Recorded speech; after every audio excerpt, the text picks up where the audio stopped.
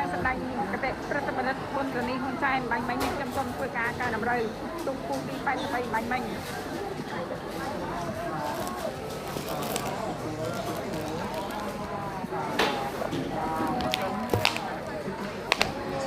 នេះខ្ញុំសូមធ្វើការកែតម្រូវជាថ្មីម្ដងទៀតទូតែមកដល់ទីអំបញ្ញមិញចាហើយចូលព្រៀបធៀបនេះគឺខ្សែទៅខាងក្រៅគឺជាទូគូទី83ទេពីជ័យសេនាកាមេរ៉ាមានជ័យបារមីបងពីជំរាបដែលឧបត្ថម្ភដោយឯកឧត្តមប្រាក់គាត់ចាបានទទួលជ័យជំនះលើកទី2ទៅលើមហាក្រុតចាខ្សែទឹកខាងក្នុងបាទឥឡូវនេះខ្ញុំកំពុងតែធ្វើដំណើរមកទៀតហើយបាទសម្រាប់ទូគូពិសេសបាទតែទឹកខាងបាទ295បាទទូ91បាទតារាយពីជ័យបដីនិជោខ្សែទឹកខាងក្រៅចំណែកឯខ្សែទឹកខាងក្នុងបាទគឺចៅពេជ្រកុមារអាជីធម៌ចាសូមអភ័យទោសមុននេះខ្ញុំមិនទាន់ទទួលបាននៅព័ត៌មានច្បាស់លាស់ហើយជម្រាបជូនចាជាហោហែហើយអំពីប្រវត្តិចៅពេជ្រកុមារបុព្វគ្គត្រូវមកក៏ដូចជាសរាយពីជ័យធបដីតេជោតែឥឡូវនេះព័ត៌មានគឺច្បាស់ហើយថាទូនេះគឺ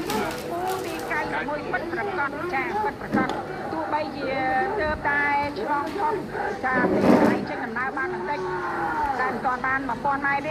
ចាំមកទន្ទឹមនឹងកងព័ន្ធទី1ទើបបាន1000ម៉ែត្រចា1000ម៉ែត្រដោយសារតែទីបណ្ដារបស់យើងនោះមានចម្ងាយដល់ទៅ1700ម៉ែត្រឯណោះបាទហើយយើងឃើញថាស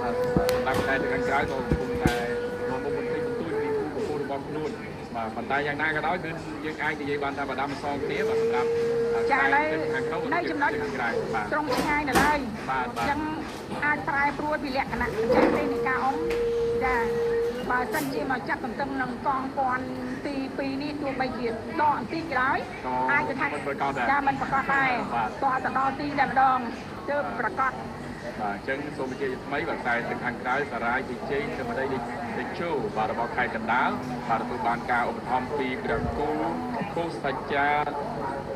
រៈខាត់តោបាទផាន់សុកនីមបាទចំណែកឯខ្សែទឹកខាងក្នុងចៅពេជ្រកុមារបុប្ផាជ្រោយថ្មបាទទទួលបានការឧបត្ថម្ភពីលោកជំទាវលៀងវុជឆេងបាទហ៊ុនណេងនិងអាដាមនេសវឿនបាទនិងលោកជំទាវអ្នកអង្គការអានម៉ាឌីបាទអង្គការផុនថាវីនិងលោកជំទាវបាទចាខ្សែទឹកខាងក្នុងហើយហាក់ដូចជាដកបន្តិចហើយចៅពេជ្រកុមារបុប្ផាជ្រោយថ្មមកពីវត្តសុតថារាមបាទចាសទស្សនារាមបឹងកប់កំពង់ចាមចាទូកនេះមានគេឈ្មោះបោះសម្លេងណាហើយបងប្អូនយើងដែលនៅខាងបឹងកប់ណាកំពុងតែតាមដានទស្សនាព្រោះថាទូកខេត្តកំពង់ចាមមួយនេះចៅពេជ្រកុមារបុប្ផាជ្រោយថ្មហ្នឹងគឺមិនដែលថយដៃទេប្រជាប្រិយភាពមិនដែលថមថយទេនៅតែមានការគ្រប់គ្រងពីបងប្អូនអ្នកយើងនិយាយដោយសាមញ្ញគឺបងប្អូនអ្នកលេងទូកការអ្នកលេងទូកអ្នកបានន័យថាគាត់និយមគ្រប់គ្រងចាកីឡាទូកប្រពៃណីនេះតែម្ដងបាទអញ្ចឹងយើងឃើញថាប្រដាំប្រសងគ្នាទេបាទសម្រាប់ខ្សែទឹកខាងក្រៅដូចក្នុងហាក់ដូចដកនេះហើយចាខ្សែទឹកក្នុងបាទកំពុងតែអាចប្រដាំប្រសងគ្នាប៉ុន្តែសន្តកបន្តិចបន្តួចតែប៉ុណ្ណោះបាទសម្រាប់ឥឡូវនេះខ្សែទឹកខាងក្នុងកំពុងតែចាប់ដើមចាប់ដើមហើយចៅពេជ្រកុមារបុប្ផាជ្រោយថ្មចាប់ដើមដកហើយបងប្អូនឥឡូវចូលដល់កងព័ន្ធទី2បាទឃើញថាជិតដល់កងព័ន្ធទី2នេះគឺខ្សែទឹកខាងក្នុងបង្កើនលំហូររបស់ខ្លួនបាទចាកន្លែងនេះសម្រាប់កន្លែងយកជ័យហើយកន្លែងហ្នឹងចឹងត្រូវតែធ្វើយ៉ាងណាបាទគឺបង្កើនកម្លាំងរបស់ខ្លួនបន្ថែមទៀតធ្វើយ៉ាងណាឲ្យព្រមគ្នាបាទនៅក្នុងទូកទាំងអស់នេះបើសិនជាចំណុចទូកណាមួយគាត់មិនអស់ប្រកាសជាបាទប្រកាសជាមិនអាចទទួលបានលទ្ធផលល្អទេព្រោះថាកីឡារួមបានន័យថាចំណុចទូកច្រើនបែបនេះត្រូវតែមានស្មារតីជាក្រុមបើសិនជាក្នុងចំណោម70នាក់10នាក់លើកចង្វាឡើង60នាក់ទៀតដាក់ចង្វាចុះទូកគឺมันទទួលបានលទ្ធផលល្អទេឥឡូវនេះលទ្ធផលល្អគឺចៅពេជ្រកុមារបុប្ផាជ្រោយថ្មបាទសម្រាប់គូជាបន្តទី100ដល់ទូ92ខ្សែទឹកខាងក្នុងអំពវ័នធីតា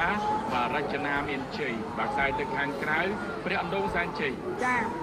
បាទអញ្ចឹងជាឃើញថាទូកនេះក៏ទន្ទឹមគ្នាដែរបាទខាងក្រៅដល់បាទបន្តិចបាទក្បាលទូកបាទឥឡូវនេះក្បាលទូកខាង